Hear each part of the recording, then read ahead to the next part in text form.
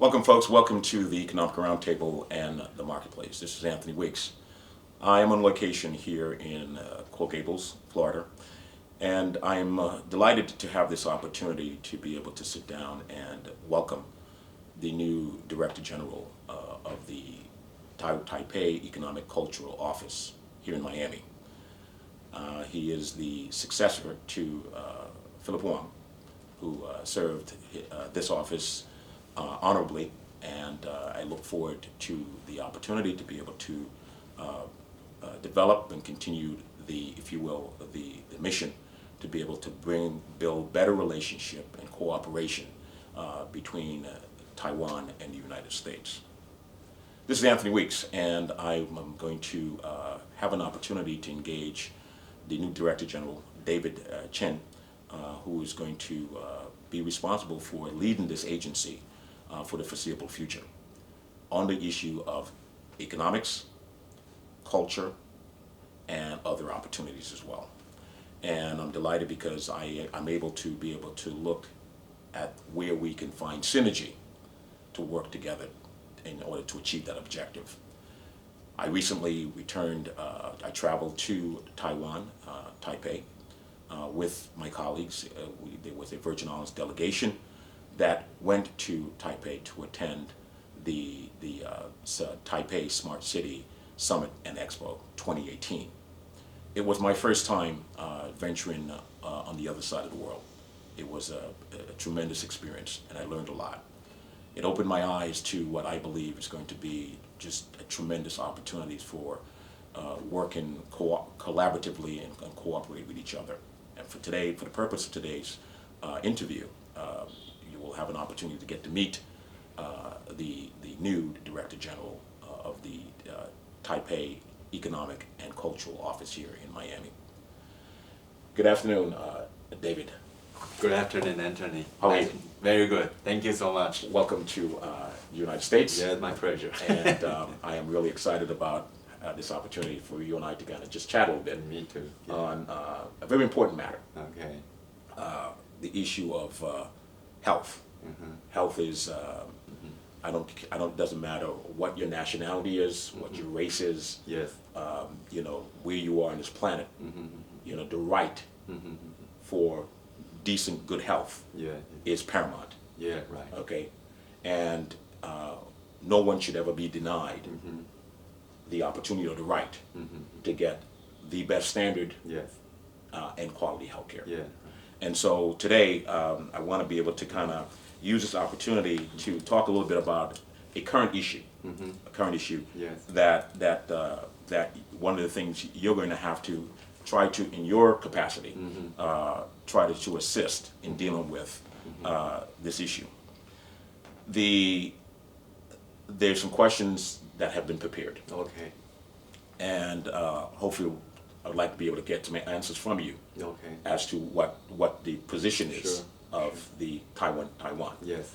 The questions obviously that will be presented, and David Chen is going to respond with a written statement in terms of the position of Taiwan.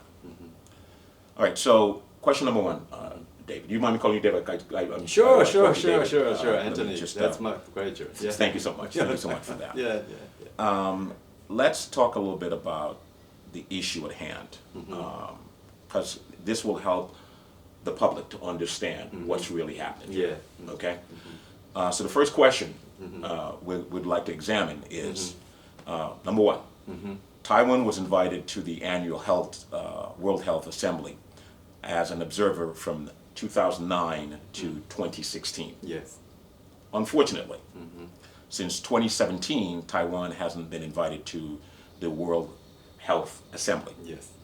Despite the support of several countries, in particular the United States, today Taiwan are very honored to invite the new Director General of the Taipei Economic and Cultural Office in Miami, Mr. David Chen, which is you, Yeah. to talk about Taiwan's famous national health insurance program and the contribution of Taiwan to world health. Okay. What do you say in response to this question? Okay. First of all, the World Health Organization Constitution states that enjoyment of the highest attainable standard of health is one of the fundamental rights of every human being, without distinction of race, religion, political belief, economic or social conditions. In Taiwan, this principle is realized through the National Health Insurance, which is NHI, program launched by the Ministry of Health and Welfare in 1995, and it's based on the principle of leaving no one behind. It is a compulsory single-payer social insurance plan covering virtually every citizen and foreign resident. It offers convenient access to dental care, prescription medication, Western and traditional Chinese treatments at affordable prices.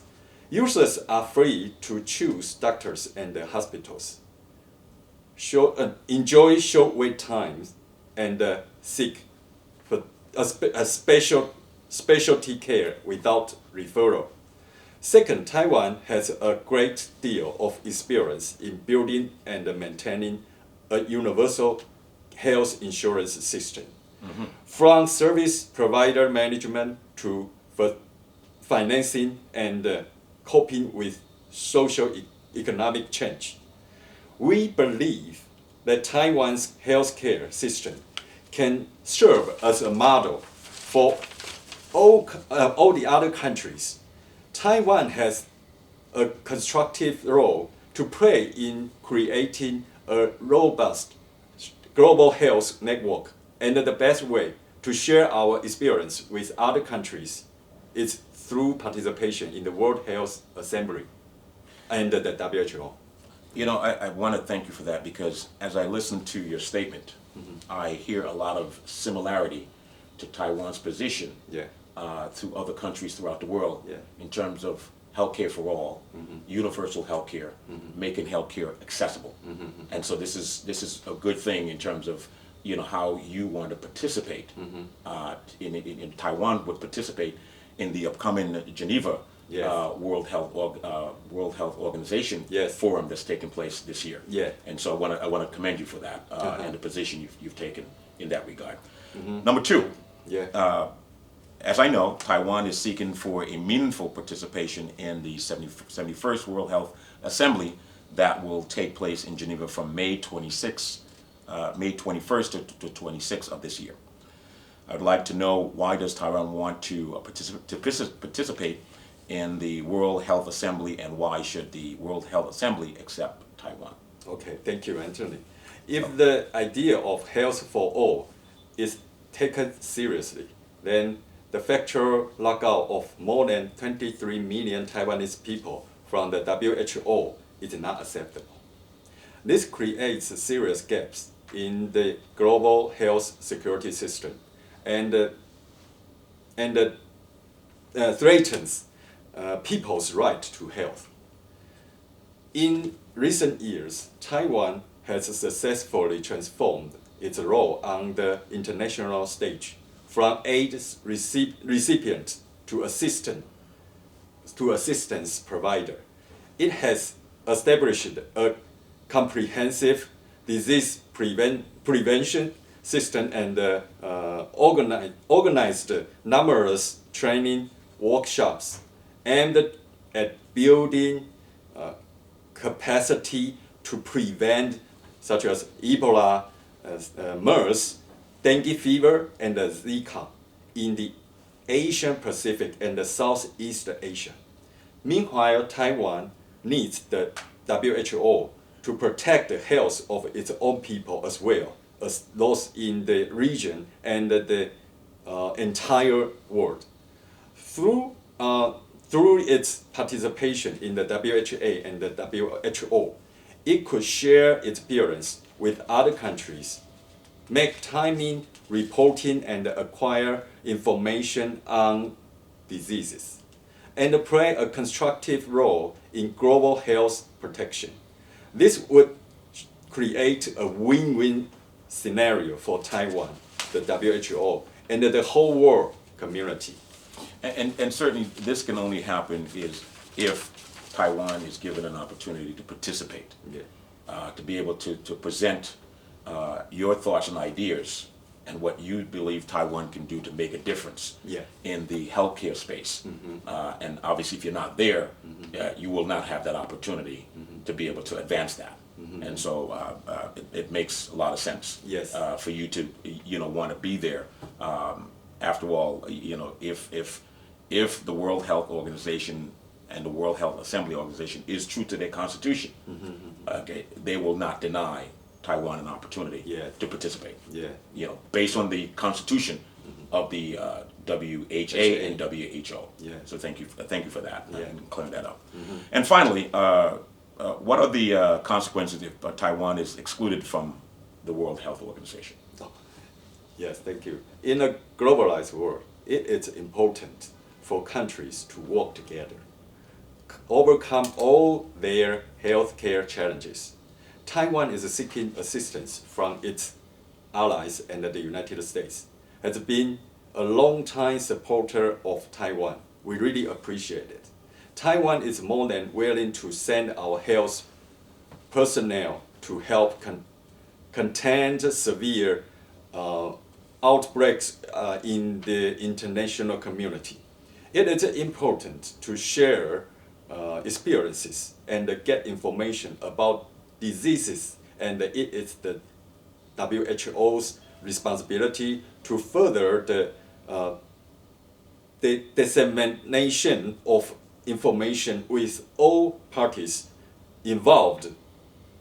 Leaving Taiwan behind means leaving out its 23 million people's right to health, and it creates a gap in the global epidemic prevention network.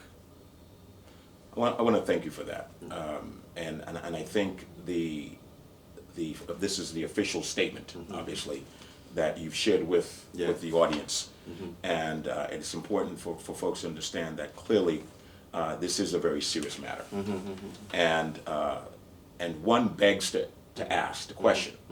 The question that one begs to ask is the World Health Organization, are they contradicting their own constitution based on what they believe and their position as it relates to the world healthcare system, the issue of health throughout the world, and the Constitution?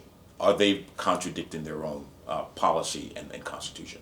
And second, it sounds to me, and I stand to be corrected, the question I beg to ask, is there a double standard?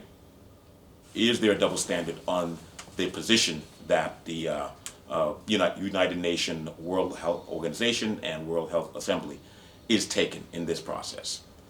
This is to be examined closely. This is a serious matter, and we need to be able to remove politics from the equation. And this is an opportunity to be able to share with you the official statement by the Taiwanese office here in Miami. And I want to say thank you for giving us this opportunity to tune in, and to us, to David, to be able to have this discourse and conversation. Thank you for sharing that information with our audience. Yeah. And I want to extend best wishes and much success, and hope to that the better heads will prevail, and Taiwan will be at the 71st World Health Assembly in Geneva this year, from May 21st to May 26th. And I will be keeping a look and following the progress very closely. Okay. This is Anthony Weeks for the Economic Roundtable and the Marketplace. Talk to you soon. Thank you.